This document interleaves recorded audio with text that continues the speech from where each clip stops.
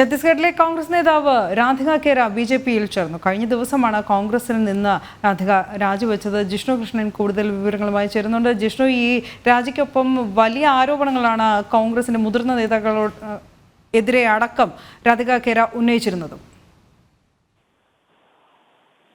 കോൺഗ്രസ് നേതൃത്വത്തെ രൂക്ഷമായി വിമർശിച്ച് രാജിവെച്ച രാധിക ഖേരയാണ് ഇപ്പോൾ ബിജെപിയിൽ ചേർന്നിട്ടുള്ളത്. ലോക്സഭാ തെരഞ്ഞെടുപ്പ് പ്രചാരണ വേളയിൽ കോൺഗ്രസിന് തുടർച്ചയായി കനത്ത തിരിച്ചടി ഇത്തരം നേതാക്കളുടെ കൊഴിഞ്ഞുപോക്കിലൂടെ ഉണ്ടാവുകയാണ്. നിരവധി നേതാക്കളാണ് ഈ ലോക്സഭാ തെരഞ്ഞെടുപ്പ് പ്രഖ്യാപിച്ചത് മുതൽ ഇന്ന് ഈ ഒരു നിമിഷം വരെ കോൺഗ്രസ് നേതൃത്വത്തെ രൂക്ഷമായി വിമർശിച്ചുകൊണ്ട് പാർട്ടിയിൽ നിന്ന് രാജിവെക്കുകയും അതിൽ ചില നേതാക്കൾ ബിജെപിയിൽ എത്തുകയും ചെയ്തിട്ടുള്ളത്. ഇപ്പോൾ ഏറ്റവും ഒടുവിൽ ഛത്തീസ്ഗഡിൽ നിന്നുള്ള നേതാവും ഒപ്പം പാർട്ടിയുടെ കോൺഗ്രസിന്റെ മീഡിയ കോർഡിനേറ്ററുമായിരുന്ന രാധിക ഖേര ബിജെപിയിൽ ചേർന്നിട്ടുള്ളത്. ഡൽഹിയിൽ ദീൻദയാൽ ഉപാധ്യായ മാർഗിലെ ബിജെപി ആസ്ഥാനത്തെത്തിയാണ് അവർ പാർട്ടി അംഗത്വം സ്വീകരിച്ചിട്ടുള്ളത്. ബിജെപിയുടെ ജനറൽ സെക്രട്ടറി വിനോദ് താവ്ഡെ രാധിക ഖേരയ്ക്ക് പാർട്ടി മെമ്പർഷിപ്പ് നൽകി. ഒപ്പം രാധികയ്ക്കൊപ്പം സിനിമാ സീരിയൽ താരം ശേഖർ സുമനും ഇന്ന് ബിജെപിയിൽ ചേർന്നിട്ടുണ്ട്. കഴിഞ്ഞ ദിവസമാണ് രാധിക ഖേര പാർട്ടി നേതൃത്വത്തെ രൂക്ഷമായി വിമർശിച്ചുകൊണ്ട് രാജിവെച്ചത്.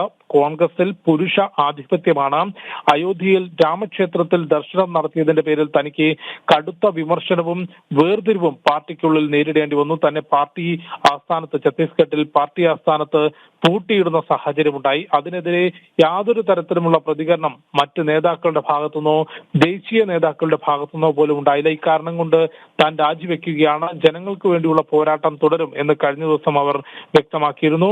രാധിക ഖേരയാണ് ഇപ്പോൾ ബിജെപിയിൽ ചേർന്നിട്ടുള്ളത്. തീർച്ചയായും കോൺഗ്രസിനെ സംബന്ധിച്ച് തുടർച്ചയായ തിരിച്ചടി. നേരത്തെ ഡൽഹിയിൽ കോൺഗ്രസിന്റെ അധ്യക്ഷനായിരുന്ന അരവിന്ദർ സിംഗ് ലവ്ലിയും ബിജെപിയിൽ ചേർന്നിരുന്നു. ഒപ്പം മധ്യപ്രദേശിൽ സാഗർ ജില്ലയിൽ നിന്നുള്ള കോൺഗ്രസിന്റെ MLA നിർമ്മല സപ്രയും കഴിഞ്ഞ ദിവസം ബിജെപിയിൽ ചേർന്നിരുന്നു. ജിഷ്ണു, മറ്റു പാർട്ടികളിൽ നിന്ന് കൂടുതൽ നേതാക്കൾ ബിജെപിയിലേക്ക് എത്തുന്നു എന്നത് മാത്രമല്ല ഈ വാർത്തയുടെ പ്രത്യേകതയെ.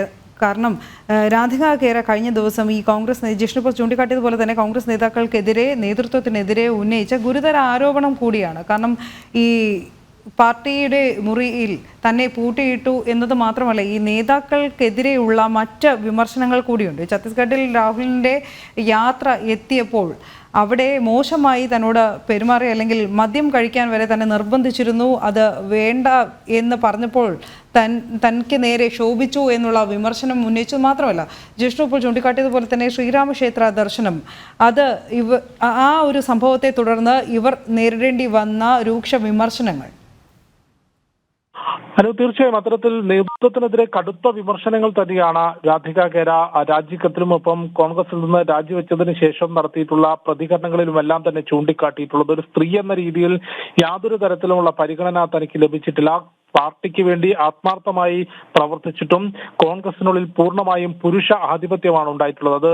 അത് പ്രത്യേകിച്ച് രാഹുലിന്റെ ഭാരത് ജോഡോ യാത്ര ഛത്തീസ്ഗഡിൽ എത്തിയപ്പോൾ ഉണ്ടായിട്ടുള്ള ദുരനുഭവങ്ങൾ, ഒപ്പം രാമക്ഷേത്രത്തിൽ ദർശനം നടത്തിയതിന് പിറകെ തനിക്ക് ഏൽക്കേണ്ടി വന്നിട്ടുള്ള വലിയ വിമർശനങ്ങൾ, വേർതിരിവ്, പാർട്ടി ഓഫീസിനകത്ത് പൂട്ടിയിടൽ, അത്തരത്തിൽ വലിയ പീഡനം തനിക്ക് കോൺഗ്രസിനുള്ളിൽ ഏൽക്കേണ്ടി വന്നു എന്ന തുറന്നു പറച്ചിൽ നടത്തിക്കൊണ്ടായിരുന്നു രാധിക ഖേര പാർട്ടി വിട്ടത്. കഴിഞ്ഞ 2 ദിവസങ്ങളിൽ അവരുടെ പ്രതികരണങ്ങൾ ദേശീയ രാഷ്ട്രീയത്തിൽ വലിയ ശ്രദ്ധ പിടിച്ചുപറ്റുകയും ചെയ്തിരുന്നു. അത്രയധികം വിമർശനങ്ങൾ ഉന്നയിച്ച രാധിക ഖേര ഇപ്പോൾ ബിജെപിയിലേക്ക് എത്തിയിരിക്കുകയാണ്. അത് കോൺഗ്രസിനെ സംബന്ധിച്ച് വലിയ പ്രതിസന്ധി തന്നെയാണ്. അപ്പം ഒരു നീണ്ട ലിസ്റ്റ് നമുക്ക് കോൺഗ്രസിൽ നിന്ന് അടുത്തിടെ അല്ലെങ്കിൽ ഒരു കഴിഞ്ഞ 5 വർഷം എടുക്കുമ്പോൾ കോൺഗ്രസിന്റെ പ്രധാനപ്പെട്ട നേതാക്കൾ, മുൻപ് ജനങ്ങൾക്കിടയിൽ സ്വാധീനമുണ്ടായിരുന്ന പ്രധാനപ്പെട്ട നേതാക്കളെല്ലാം തന്നെ കോൺഗ്രസ് നേതൃത്വത്തെ രൂക്ഷമായി വിമർശിച്ചുകൊണ്ട് നേതൃത്വത്തിന്റെ പ്രവർത്തനങ്ങളെ, നേതൃത്വത്തിന്റെ പക്ഷപാതപരമായ ഇടപെടലുകളെ, തീരുമാനങ്ങളെ എല്ലാം തന്നെ വിമർശിച്ചുകൊണ്ടാണ് പ്രധാനപ്പെട്ട നേതാക്കൾ രാജിവെച്ചിട്ടുള്ളത്. മുൻപ് ഏറ്റവും ഒടുവിൽ ആ ലിസ്റ്റ് തുടങ്ങുമ്പോൾ ഒന്ന് വടക്കിഴക്കൻ സംസ്ഥാനങ്ങളിൽ കോൺഗ്രസിന്റെ നട്ടെല്ലായിരുന്ന ഹിമന്ത ബിശ്വ ശർമ്മ, അദ്ദേഹം ഇപ്പോൾ വടക്കിഴക്കൻ മേഖലയിൽ എന്ന് തന്നെയല്ല ദേശീയ രാഷ്ട്രീയത്തിൽ തന്നെ ബിജെപിയുടെ ശ്രദ്ധയാകർഷിച്ച മുഖമാണൊപ്പം മധ്യപ്രദേശിൽ നിന്ന് ജ്യോതിരാദിത്യ സിന്ധ്യ ആണെങ്കിലും നിരവധി നേതാക്കൾ, അത്തരത്തിലുള്ള പ്രധാനപ്പെട്ട നേതാക്കൾ, മുൻപ് ജനങ്ങൾക്കിടയിൽ സ്വാധീനമുണ്ടായിരുന്ന നേതാക്കൾ പലരും ഇന്ന് കോൺഗ്രസ് നേതൃത്വത്തെ രൂക്ഷമായി വിമർശിച്ചുകൊണ്ട് പാർട്ടിക്കുള്ളിൽ നിന്ന് പുറത്തേക്ക് പോവുകയാണ്. അതിൽ വലിയൊരു വിഭാഗം നേതാക്കൾ